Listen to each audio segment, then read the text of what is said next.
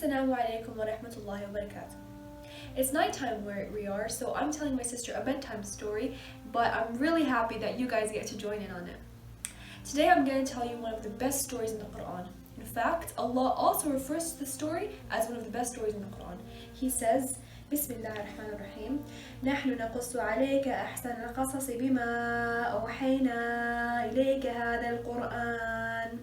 Which means Allah is telling you the best stories in the revelations to you in the Quran.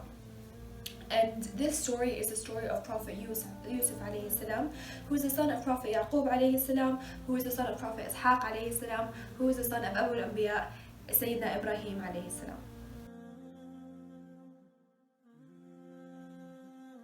This story starts in a long time ago in the land of what is now Palestine. It starts with a young boy, a very beautiful young boy, Sayyidina Yusuf alayhi salam. Sayyidina Yusuf was the best mannered, the most kind, the most gentle son of Sayyidina Yaqub. And he had 12 sons, 10 older than him, than Sayyidina Yusuf, and one younger than Sayyidina Yusuf. So, because Sayyidina Yusuf was the best mannered, and he was the sweetest and kindest, Prophet Yaqub always praised him the most. And you know, we all have siblings, sometimes we fight, sometimes we bicker, and it's normal that if I see my parents praising my sister, or if my sister is better than me in her actions, I'm gonna get a little jealous, like, why is she better than me? But your parents are treating her better because maybe she has better actions, better manners. And so Prophet Yusuf alayhi salam grew up in such an environment where his brothers weren't very nice to him. And because Prophet Yusuf was so nice and so beautiful, not only did his father love him a lot, even his aunt from his father's side. There was a story, this isn't mentioned in the Quran, but I'm telling it to you as kind of a background information. There was a story that Sayyidina Yusuf, because his aunt loved him so much, he was visiting her. And so when it was time for him to go home, Sayyidina Yaqub alayhi salam went to her and told her, I want to take him. And she started saying, La wallah, no way, I cannot be away from Yusuf, he's staying with me. And he's like, of course not, La wallah, I can't be away from him, he's coming back with me. And so they start saying, La wallah, he's coming back, La wallah, he's staying here. Until Sayyidina Yaqub left her for a little while, and he came back to find that the aunt had put a necklace on Sayyidina Yusuf, and she told him, your son stole, now he belongs to me. Because at the time of Sayyidina Yaqub, the law was, if someone steals, he becomes the person he stole from, their slave. So she told him, look, your son stole this necklace, he belongs to me, I have to keep him now. And that's how much, you know, he was loved by all of his family, except his brothers who were a little jealous. So one day, Sayyidina Yusuf had a dream, a very strange, very amazing dream, that the Shams, the Qamar, meaning the sun, the moon, and 11 planets or stars were making sajda to him. He woke up kind of startled, and he ran to his father because he knew that his father had a lot of wisdom. He told him, Ya abati, oh father, I had this dream that 11 planets or stars and the sun and the moon were bowing down to me. Sayyidina Yaqub, knowing that his other sons are already jealous from Yusuf, he told him, do not tell this dream to your brothers. They might start to act badly towards you. And he didn't mention it any further.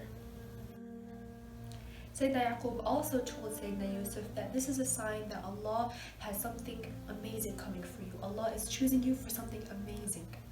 And he told him that you are going to be able to interpret dreams. Like his father, Sayyidina Yaqub, Sayyidina Yusuf will also be granted this gift by the mercy and power of Allah subhanahu wa ta'ala. And so some time passed by, and you know, because of these brothers' jealousy, they were getting more and more envious and jealous and fed up with Sayyidina Yusuf, astaghfirullah, and they started plotting some evil plan. What are we going to do about this Yusuf? What are we going to do about him? One of them said, you know what, let's kill him, astaghfirullah, let's kill him. Can you imagine a brother killing his own brother? His younger brother even? Astaghfirullah. And so the oldest son, his name was Ashir, he told them, no, we will not kill him, we will throw him in the well. Whatever happens to him, happens to him. but I can't have it on my conscience to kill my own brother. We'll throw him in the well. So they started planning, what are we going to tell our father? There's no way he'll agree for us to just take him. So they went to his father. They went to their father and they told them, "Oh, father, we want to go and race and have fun with like as brothers. Let's take Yusuf with us. Let him have fun with us." Of course, Prophet Yaqub knew that his brothers were a bit envious of him, and he really Sayyidina Yusuf had a very special place in Sayyidina Yaqub's heart. So he told them, "Please, like, I'm scared that what if the wolf eats him or attacks him or something bad happens to him." So they told him, no, we're going to take good care of him. He's going to be safe in our arms. We want to go. We want to have fun. So Sayyidina Yaqub trusted them and they said, okay. And he said, okay. And so they took him and astaghfirullah, they threw him in the well and they took his shirt and they threw blood on it. They threw fake blood, of course, on it, like this. And they went back to their father and they told him, and they came back making themselves crying, you know, they were acting as if they were crying, and they told him, "Oh Baba, the wolf ate him, the wolf ate him, look, this is his shirt, you can see the blood on it, the wolf ate him, what are we going to do?" But before they came back to him, Allah had told Sayyidina Yaqub what they were doing, and so he knew that they were lying, and he held his heavy heart, and he held onto his sadness, and he went praying to Allah.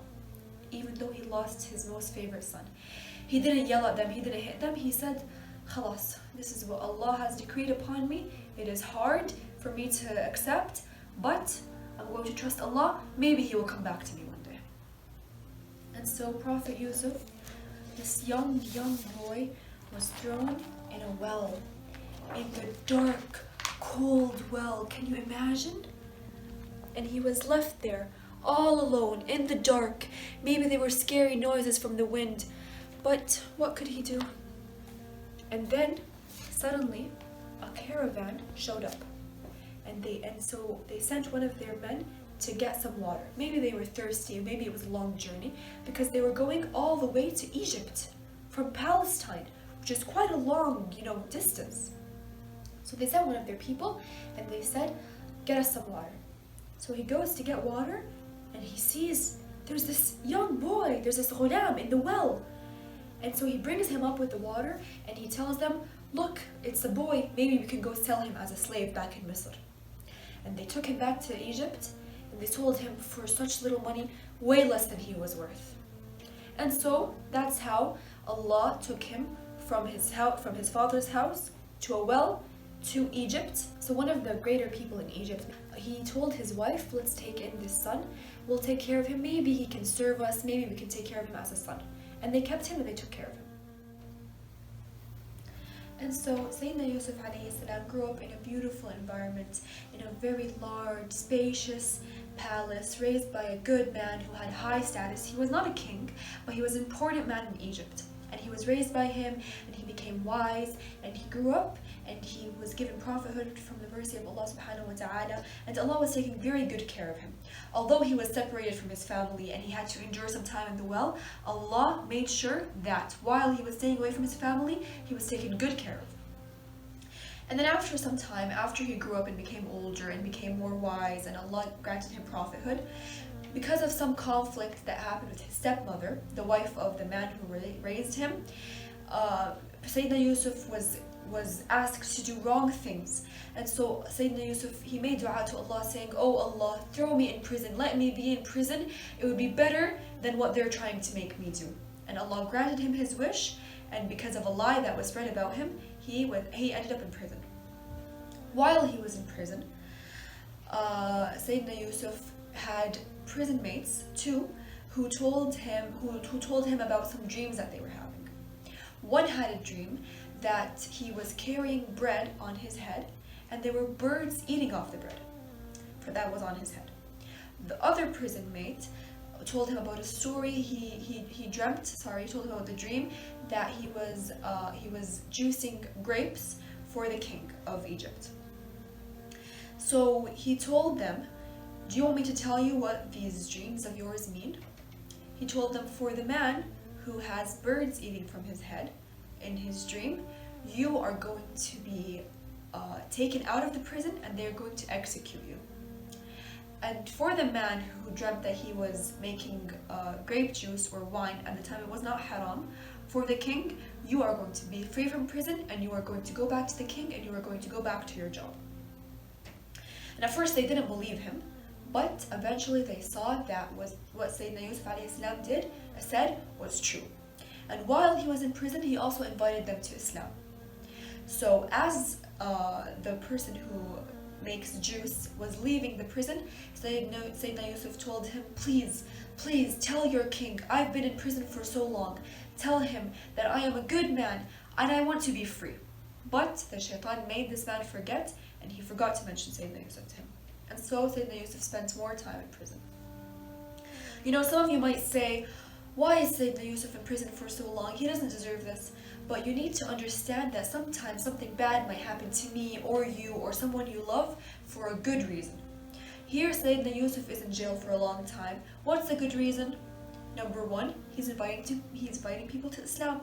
Number two, in solitude, you can make a better connection with Allah. You can reflect about yourself. You can make a lot of tasbih. And eventually, Allah freed him from the prison. How?